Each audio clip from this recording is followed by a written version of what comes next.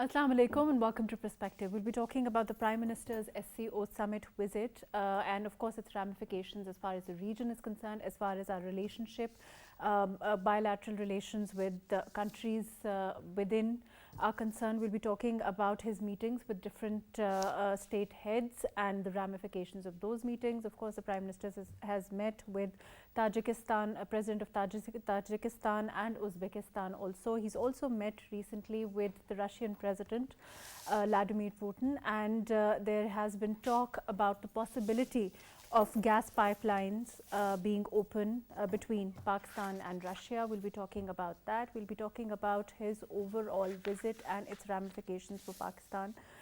Its regional ramifications as far as economic ties with different countries are concerned and what it can mean for Pakistan, our cooperation with different countries, all of that today on Perspective. I have with me, before we go on to our guests, we're going to go and look at a package on the visit of the Prime Minister as it's underway. Prime Minister Shehbaz Sharif and Russian President Vladimir Putin held a meeting on the sidelines of the Shanghai Cooperation Organization Summit in Samarkand, Uzbekistan. Both the leaders discuss issues of bilateral interest in the meeting. During the talks, Russian President Vladimir Putin said that pipeline gas supplies to Pakistan are possible, and for that matter, necessary infrastructure is already in place. Russian state-owned news agency RIA reported. Pakistan's Stream Gas project, that also known as the North-South Gas Pipeline, is to be built in collaboration with Russian companies. Presently, Pakistan is importing expensive oil for the production of electricity, which is causing a huge increase in its cost. Energy-starved Pakistan is in dire need of such cost-effective energy projects to be installed to meet the requirements of country's power shortage. Reporting for PTV World, Alamdar Kazmi. Welcome back. We have with us Shazia Anwar Chima, who is an IR expert. Thank you for joining us today. We also have with us Dr. Jameel Khan, who's a former ambassador. Thank you for joining us. And Dr. Khakan Hassan Najib, who's a public policy advisor, also an economist. Thank you for being with us. Shazia, how do you look at this visit overall? What are the ramifications of the Prime Minister's meeting with the different state heads? Significantly, of course, the Uzbek president and the Tajikistan and, of course, the Russian president. How do you look at it? Of course, it is very significant. But for me, the sideline meetings are more important than these ceremonial presidential meetings. The main issues, they have been discussed in sideline meetings, and these presidential meetings are basically to bind them and to reinforce them. So we must not forget that the defense ministers, they met and they decided about the peace and stability, especially with the concern of Afghanistan, that we cannot attain it if we will not achieve peace and stability in Afghanistan. So also they have also discussed about like joint military venture in 2023. All participants, like all the member countries. So yes, these prime ministers and head of the states meetings are very important. They are very crucial. But this organization is basically based on frame of reference and their frame of work. So if we are expecting something related to bilateral issues, I don't think there is something coming out of it. What we are actually and what West is looking at, specifically from the meeting of Chinese premier and the Russian one. So I don't think that these type of issues are going to be discussed openly, like who is going to stop the war and the stuff like that, because I was watching Western media all day and they are expecting like the president Xi Jinping, and what he will discuss about the Ukraine war and stuff like that. This regional cooperation has a very strict frame of reference and they will stick to that. And this year they have like the 4 things. They are going to discuss food security, their peace and Climate change, of course, security also and the remains climate top of the change. agenda. Yes, and the Right. climate Let me come change. back to you, Shazia. I'm going to go to Dr. Jameel. Dr. Jameel, of course, I hope you heard what Shazia was saying. She's saying that, of course, food security, climate change, all of these things will take precedence over other issues at this time, considering the overall situation as far as Pakistan is concerned, the floods, all of that. Additionally, also our regional cooperation with different countries in the field, particularly economy also remains at the top of the agenda. Of course, the Prime Minister is accompanied by a delegation, his ministers with him. How do you look at this summit, and what do you see as the immediate effects, after effects of this meet with different state heads? In fact, it has two parts. One is the international the law, under what international law this platform has been formed, this SCO, Shanghai Cooperation Organization. It's under the UN Charter, and UN Charter, Chapter 8. It gives an authority to the regional players to form their own alliance, and under the UN overall UN Charter. They could resolve their own problems, they can solve their own problems, they can progress, they can prosper. So that's one aspect. The second aspect is the SCO by itself is now this meeting is taking place after 2019. This is the first meeting which is in person, face to face. And that's one significance. The second significance of it is the geopolitical landscape. What it was 2019 and what it is now is quite I think the change is very remarkable, and the change is very noticeable. So geopolitical landscape where the containment policy of the United States has become priority number one of United States and its allies, and whereas this bloc in which the Shanghai Cooperation Organization and what is expected this time is that it's going to further expand, and that expansion would take Iran into its fold, and Iran might as well become a member of it. So what are the advantages? Now, if I may refer to you, the articles of we are suffering from the flood, climate change, and that's one of the topics which is being discussed. That's one of the agenda points which is going to be discussed. Now, Article 3 of the Shanghai Cooperation Organization very clearly stipulates that the impact, but besides other things of climate change, the impact and the mitigation of the impact of climate change, such as flood, for example, that is also to be taken care of by the members state. So what does it mean? It means that if we do our climate diplomacy properly, which we are doing, and from that standpoint, we would have some collaboration and cooperation from the member states such as Russia. And Russia has already indicated about, during the meeting with our Prime Minister, already indicated about the gas pipeline. Now the second is, the second point is about the connectivity. And through this connectivity, we become a very significant component of PRI through the CPAC. And that is now expanding its impact. That is the other aspect. The third and the geopolitical aspect is that Dr. China Jameel, and Russia. let me interject here. As far as the effect of your saying that, of course, our reparation of climate damage that you're talking about, as I understand you're also saying, because of course this is in the background of the UN, like you are saying. Do you think there's a chance for us to perhaps get that kind of aid, get that kind of help through this, or perhaps further our cause through this summit? Well, that's what the Article 3 says, that the mitigating the impact. How do you mitigate the impact? Now we have totally devastated so far as our food security is concerned. Russia is and Ukraine together are producing maximum. So Russia, we'll talk about it here. So Russia is one of the most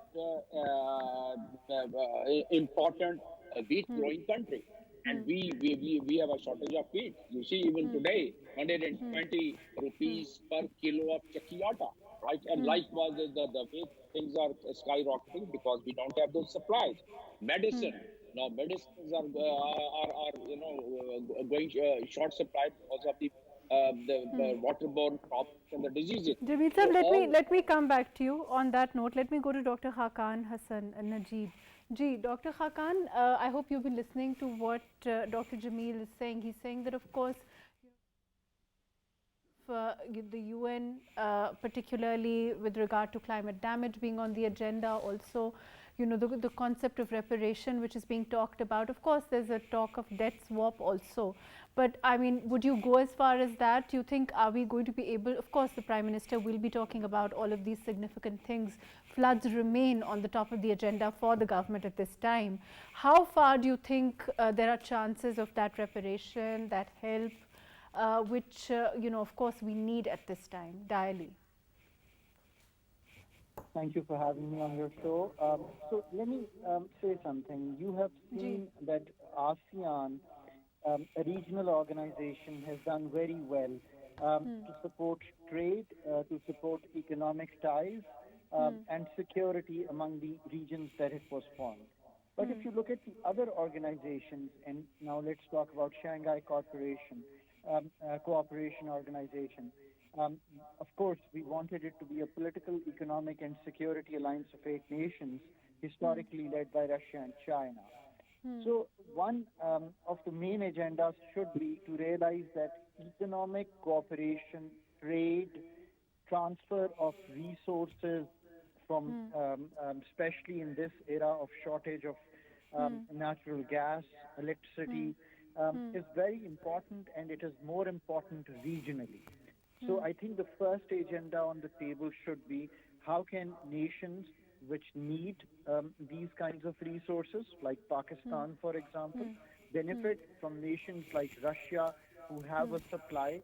And secondly, is the point what you said, which Pakistan is, of course, going at a time where we have a severe shortage of wheat, we have a need for cotton, we have a need for gas, we have a need to import cheaper petrochemical products.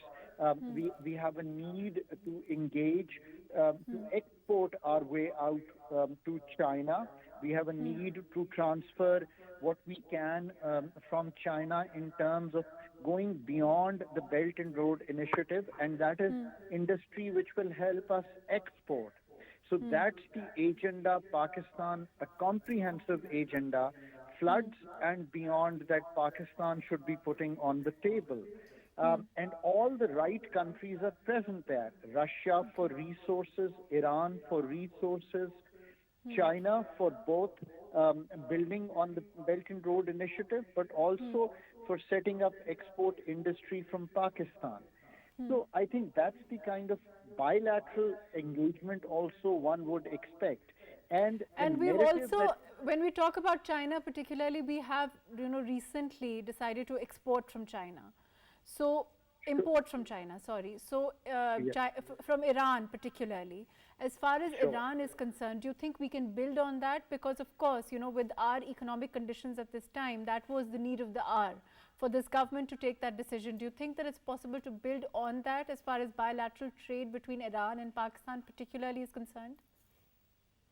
Sure. I think people have to understand that regional trade is like a public good. What do I mean by that? It's like having a garden where everyone can visit and enjoy with their loved ones. Regional trade is cheaper, it's more viable, and regionally all kinds of resources, whether that's in Iran, whether that's from China, are present, and we must take advantage. But again, there are two. So one is that Pakistan must build that regional, be a leader and say that how important it is to be regionally connected, and take the example of, I keep always referring to, of ASEAN. But second, of course, we need to build the narrative, the damage that we have taken due to floods, a polluter of 1% in the world taking a hit, where 33 million people are displaced, where we've had over 900,000 of livestock damage, where we have about 17.55 lakh houses damaged, 400 bridges damaged, 12,000 roads damaged. So this must be put up there where, we must look to the international community and our bilateral partners present at the SCO to help us in this need to take us forward. Especially, we must remember Pakistan is in a precarious economic situation. We are sitting on $8.6 billion of reserves. Even with the IMF program happening, we need trade and at this time support, whether you want to call it aid or you want to call it help, you want to call it interim pass-through. That is something that is really, really needed. Right, So now Dr. Hakan, let me come back to you. Shazia, I hope you've been listening. As far as the narrative, building of narrative is concerned, I think Dr. Hakan raises a really important point when he says that, of course, our narrative as to the fact that, we have contributed less than 1% to overall climate damage as far as fuel emissions are concerned. And yet we are, one of the, foremost sufferers of climate damage. Building that narrative, how far do you think this summit will go? How far do you think the interactions between those heads of state will go? Of course, the Prime Minister will build on it. Of course, the Prime Minister sees this as extremely important. His delegation sees it as the foremost, as far as their agenda is concerned, in terms of the havoc that we've seen in the country, the kind of, dilapidation we've seen around, the kind of overall damage that we are seeing. He is, of course, going to talk about it, but how far do you think it's going to be able to go, building that narrative, talking about reparation, talking about trying to, claim responsibility, which is what the United Nations Secretary General also talked about. He said the concept of responsibility is extremely important because, for the nations who need to take responsibility for what's happening to Pakistan in Pakistan is important. See, that narrative is already out there. I mean, we have just 1% share in that. Everyone knows that. So I don't think we should work on this narrative. I will take the point of Mr. Ambassador and try to reinforce it. He said like we should do some climate diplomacy, and that's the right time to do it. Let me explain how and why. We have seen like from the last summit some extraordinary eventualities world has seen. We have seen pandemic and that has ruined the supply chain of the world, and that has given us the food crisis and the inflation and the job market, all crumble down. And we have seen this war between Ukraine and Russia, and that has also created energy crisis and food crisis. And its impact is not regional, its impact is global. So if we take the advice of Mr. Ambassador, and we try to do that diplomacy on climate, so this is the perfect time to do it when Europe is becoming victim of its political decisions and buying coal again. So I'm talking in my full responsibility that Europe is going back to coal after telling us for years and years and years not to use it. And after doing that global and domestic politics on green energy, and they don't tolerate carbon emissions on the roads, and they don't even tolerate that carbon emission in the air, and they don't allow the jets which they think they are not good enough for them for their air. So now they are buying coal like in tons and tons from Africa and from Latin America, because they have to survive this winter, and we will see about the next winter how things will go. See, this is the right time, and this is the right opportunity that we can talk in this summit that we have the best and the most valuable coal reserves, and we are suffering due to this energy crisis. And just if you can change your your humane policy because of your political decisions, let us be a little humane, for us as well. So we are suffering from pandemic, then we have this flood, and its catastrophe. So let's give us some space for that. So this is the Okay, right and the let me perfect Shazia, let time. me take Dr. Jamil's opinion on this.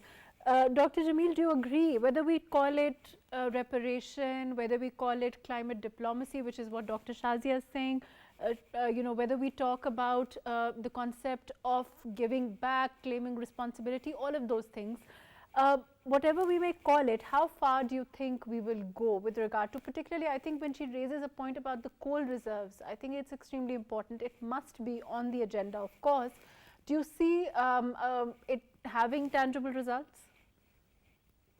Well, it's all because we are bound by the international law. Now, Paris Accord, as we all understand, it comprehensively dilates upon how to go about it. Now, Paris Okay. Accord had also raised funding. Now, until 2017, they had collected about $97 billion to help those countries who have less carbon emission, like Pakistan. So have we done enough climate diplomacy to ask them that this is the time? We are, as per the Secretary General, that the nature has chosen a wrong target, right? The false lie with the countries who have been emission. The US is number one carbon emission country, greenhouse gas emission. Europe is number two, and so on. Now, countries like Pakistan, and particularly Pakistan, we have less than 1% of the carbon emission. So no one less than the Secretary General has himself said. So if it is a wrong target by the nature, and the people who had fought with the nature are not from this region, from this planet, it's from United States and the Europe and other countries, developed and industrial countries. So $97 billion, which are lying with them as per the accord, which has been collected from these countries, that should be utilized for the purpose we are discussing here. And I have already referred to you the SU article. That is Article 3, and I'm sure our Prime Minister is going to make best use of it. At least the Foreign Office is going to advise him to make best use of it. So, that this platform, so far as our disaster, this flood disaster is concerned, it could be well. But more importantly, we should also see it in the strategic perspective. We were talking about Iran. We cannot import from Iran because Iran is under sanction, and our no transaction can get through. No dollar transaction can get through with Iran. Even for watering, there is a sanction of the United States, which is the Treasury Department. Any third country which does the trade and commerce with Iran, the United States reserve the right, you can say good or bad or worse, whatever, reserve the right to impose sanction on that country also. We have to be very cautious to deal with such very sensitive issues, although it may not be fair for us or for the United States to impose sanction on those countries who are already suffering by having a trade with Iran. But those are those impediments that can be ironed out through the climate diplomacy. And that's why I initially, at the very outset, I referred to it. We have yet not started it. In fact, like economic diplomacy, we have started doing it. It would still go a long way. But climate diplomacy is very new to us, and we have to really thrive upon the recent statements of the Secretary General, and we should try and make best use of it. Now, this SCO, by the way, Yes, particularly with 40% regard of to the the world SCO, population, that's what I want to come to. 40% of the world population living here. It's 30% of the GDP of the entire world is here. 4 nuclear power in this SCO. So, and then this SCO, only Russia and China alone, the kind of space weaponization they have done. I'm not talking about the strategic aspect of it. So these two members of SCO, they are the force to be reckoned with, and of course, along with other countries. What we can do through the SCO platform, that without antagonizing the other alliances, like a string of alliance and a string of pearls, and other countries, we have to really convince them that what state of affairs we are going through, And therefore, Okay. we want to have that, although Russia is under sanction, we want to have that gas pipeline. We want to import wheat from there. We want to have our food security. And we should, through the economic diplomacy, apply for the exemption waiver. If India can get the waiver without having these disasters, I think we can also get waiver from those sanctions. I want And to that talk is more about the waiver, particularly I think it's very important. Let me come back to you. Dr. Khakan, can you hear me? Yes, I can. Dr. Khakan, let's talk about the president, the Russian president and the interaction, the meeting between Prime Minister Shehbaz Sharif and the Russian president. How significant do you think this meeting is? And of course, of the gas pipeline that was talked about, other areas of cooperation. How do you see this meeting? You see, it's extremely important. I mean, Russia is a partner where they have had resources which they have supplied to Europe for a long time, whether it's gas or other natural resources. So Pakistan's partnership with them goes back, way back, and it is extremely important that we can utilize the gas pipeline which is already present. And take our things forward. Russia also can help us on the wheat situation. The Russian gas pipeline is a very feasible project, and installation of that pipeline for the supply of gas to Pakistan from Moscow is a real possibility.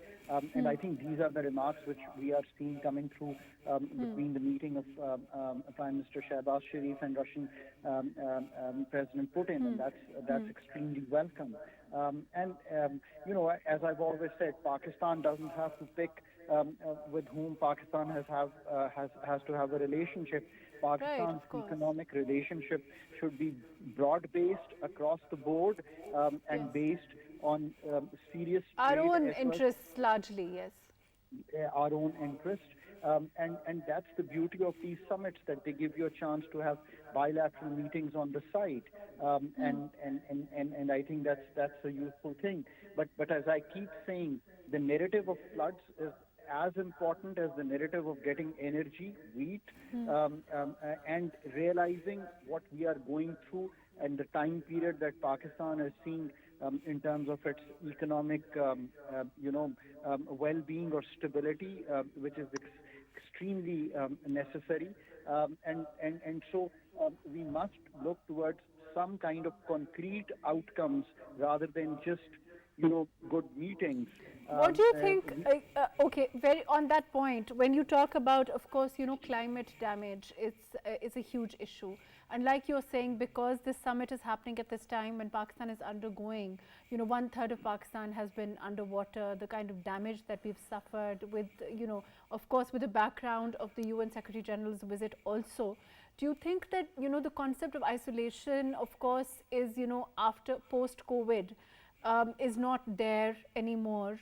The way that we are interlinked, the way that this climate damage is going to make us all vulnerable will be on the agenda. But in terms of, like you are saying, setting goals, working on the concept of reparation, working on, as Dr. Jamil also said, there are huge funds lying here which can be accessible to countries like us which have suffered so much. All of those things will be discussed, and like you were saying, perhaps there will be some sort of a plan that can be worked on to address that kind of damage. You see, that's what I always think. When you go to these summits, it's our preparation which makes a lot of difference. What exactly do we need to discuss? How do we discuss that issue? How do we put our point of view across? And how do we build our narrative? I don't think we have built the flood narrative well. I don't think the world has bought that narrative. Because when I look at the amount of help that has come through from countries and the kind of damage that has occurred, either it has not been understood well, or we are still in the process of ensuring that it is understood well. I mean, we are thinking to the tune of $30 billion damage in the country, of rescue, relief, rehabilitation, reconstruction, resettlement, giving money to the people, look at the figure that we are talking about, both in terms of economic damage and the rehabilitation and the rebuilding damage. And look at the amount that we've had. Even the multilateral partners have not come to the kind of support that we need. The suffering is great. The help that is needed is enormous. So that obviously ties into the whole climate change, that this is a reality, and it should be dealt in a way that takes us generations to come to have a more soothing world to live in. Of course, that is true. So I would hope that all this effort has been done before we have gone there, through our Foreign Office, through our Energy Ministry, and they really have, especially, for example, the gas pipeline project. I mean, to move forward on that. Let me, Shazia, I think you would disagree, because you're saying that as far as that narrative is concerned, of course, you know, the government has been building it from point one. You know, we've talked about the Prime Minister, the Foreign Minister, all over to nations. Of course, you know, one has to agree that the amount of help that, you know, the amount of relief goods, the amount of help generally that we've received is minimal in that regard. But as far as building narrative is concerned, certainly I wouldn't say that any effort has gone remiss in that regard. I disagree respectfully. First of all, because narrative building is my specialty. So I personally don't think that we need narrative building for natural disasters. Okay. Human cognitive system does not work like that. So you need narrative building for man-made disasters and the problems created by yourself. Then you need a narrative pro and against. So natural disasters, they have their own language, and they get across in the human mind without any narrative, without any semiotic. You don't need any audio visual, or you don't need any sign or signifier for that. It is very evident. Devastation is beyond imagination. Its catastrophe is above something. It's all there. Why we are not getting the amount of help we are expecting? In my opinion, it could have two reasons. First could be the trust deficit, and the second could be that help should come on the phase basis. Like the phase one is the rescue phase. So, and we are doing it pretty good. And the second will be rehabilitation, and then will be relocation. So we will continue getting help, and we should not be hopeless in this matter. Our friends are helping us a lot. What we can do is to tell the world that we will spend each and every penny in a right way. So I think as far as transparency is concerned, with the Prime Minister himself overseeing it, himself leading, you know, the concept. And he's doing it. He's doing it perfectly. He knows the pulse. He can feel that, and he's doing it from the day one. Like this is the sensitive issue, and there could be your reservations. So I am giving you a surety of that this will be happen according to, you know, the way it should be. So we need a narrative for that, especially for SCO. You know, the SCO member, they are already helping us a lot. They are helping us, and they promise us to help us on each and every phase. And I don't think we need all the help and money on the rescue phase. Let the people be rescued, and then we rehabilitate them and relocate them, and we need resources for that, and they will keep coming. But the narrative we right now must build is that we need this. We need to use this climate change thing for our own energy crisis. We can build a narrative on the basis of Ukraine war issue. Like we also have energy crisis, so we can switch to the better suitable energy resources. Plus, we can also right now for SCO platform, we can build the narrative of peace and security, specifically in Afghanistan, and we are doing it pretty well. So Right. I Okay. don't think we Let me need any come back to you. economic. Let me go to Dr. Jameel. Dr. Jameel, as far as our other, let's talk about economic goals as far as this summit is concerned. How far do you think we'll be able to move towards those, considering our overall economic situation? Of course, it's not. It's in the background of the floods. It's in the background of an economy that was already in a precarious position. How far do you think we'll be able to get to something tangible with regard to those goals particularly? Well, the connectivity is the main thing, and I think to some extent we have been able to get connected with the SU members, particularly the Central Asian countries. Now our trucks, which are going about 18 trucks load out of 1,800 trucks every day crossing the Durkham and Chaman, about 18 to 20 trucks are going right up to Russia. So this needs to be enhanced, and the spectrum of this trade has to be really improved. And wherever Russia is not, we can still have the transactions through the banking system with Russia, unlike Iran and all other countries of the SCO.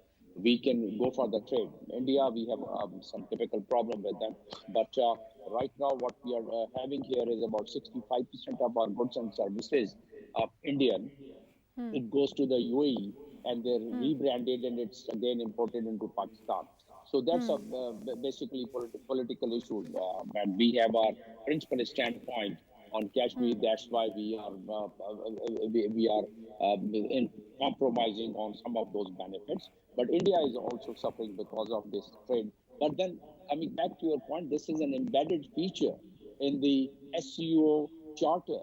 And in the SCO charter, one of the main purposes is the trade, commerce, connectivity among the member states. So that by itself opens new vistas for all the member countries in Pakistan, where is located such a pivotal location, such a strategic location, such a geographical location that they are in a position to capitalize it to its What maximum. about, Dr. And Jameel, what about Tajikistan and Uzbekistan particularly?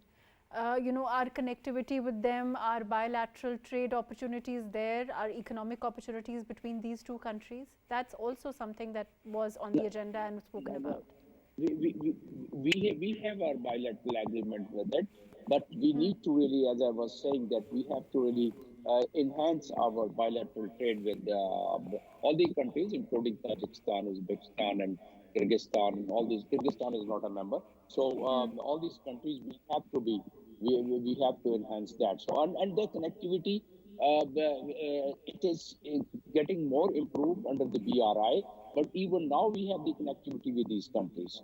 And what is the problem with us now is that are we producing enough goods and services to really get connected with Russia, Kazakhstan, Kyrgyzstan, Tajikistan, Uzbekistan, and the other countries, India. But then let's talk about the Central Asian countries. So if we are not optimizing our goods and services, we are not being able to produce our goods and services to that level, then perhaps we have to put our own house in order and give an orientation to our crop in a way that we are able to grow it for ourselves, as well as we are able to meet the requirements of these countries and earn some money. This is on agriculture basis. There are so many other goods and services which we need to really enhance. And at the moment, the bilateral trade is at its minimal. And subsequently, these countries would definitely have, they would improve it to its greater extent. So with Tajikistan in particular, there's also, this completion of the power transmission project, which is also on the agenda. And I think it was talked about and spoken about between Prime Minister. Good news is that Afghanistan is in observer status. For the first time, Taliban government is sitting there as an observer on an observer status. If the world had not imposed sanction on the 23rd of September 2020, perhaps the Afghanistan would have become a member of the SCO. At the moment, countries are refraining to give the membership to Afghanistan. But having said so, yes, we have the connectivity, and Afghanistan peace and stability would pave the way for all the trade and commerce what we can do among the member states. So this is in a way a very encouraging thing that Taliban foreign minister is sitting as an observer as we talk, and that is going to be quite helpful. And now the other aspect of this is that next presidency is going to India, and Pakistan now have to enhance its diplomacy with the member countries so that we do not really during the presidency.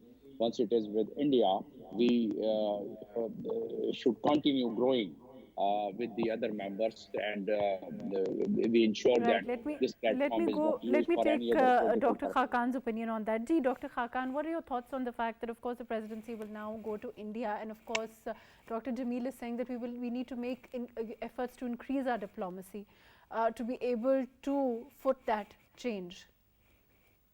And that's absolutely correct. I mean, the economic diplomacy that the world should have seen from our side. I've always said that trade engagement across the world can always be improved. And, you know, I mean, at a macro level, to talk about these things are one thing, to get your concepts clear. But, you know, saying that we want to have great trade in a country where only exports are 10% of GDP, I don't know. I mean, you know, so we have not been able to do it. So where is our economic diplomacy? We posted all these people. We called commercial counselors across the world. I see them. Our imports went all the way to 25% of GDP. Our exports remain at 10% of GDP. The country is in a balance of payments crisis every now and then. These are really, really serious issues. So it's one thing to be able to conceptualize them. It's a whole together other thing to operationalize these matters and then move ahead.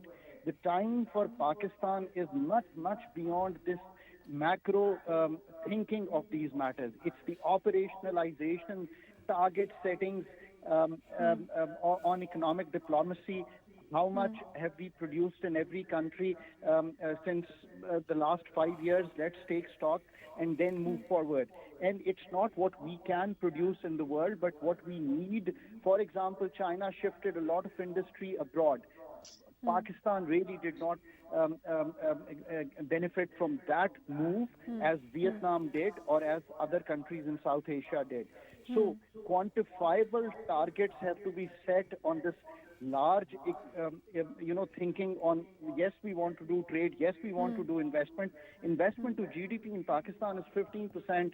The countries which have produced any worthwhile growth. But you know, Dr. Hakan, this is also generally a globally economic turbulent time for the world. I mean, when we talk about inflation, when we talk about post-COVID economies that are suffering, we are seeing a global crisis.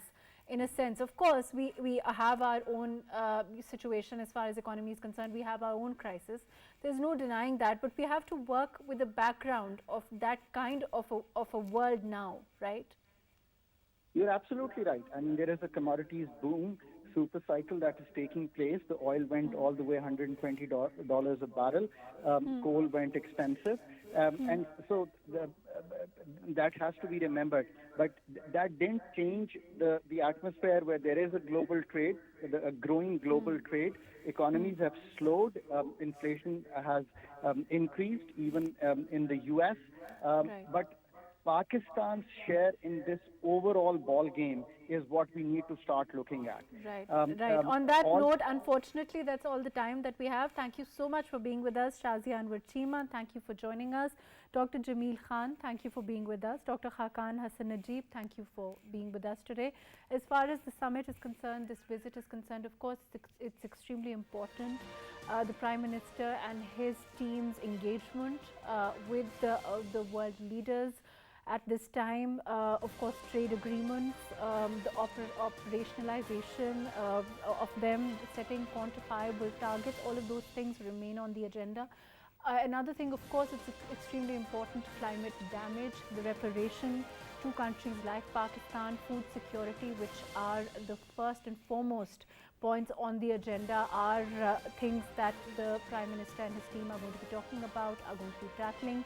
Let's hope that this visit brings with it its tangible results for Pakistan, for our economy, for our regional interactions with countries. Thank you so much for joining us today on Perspective.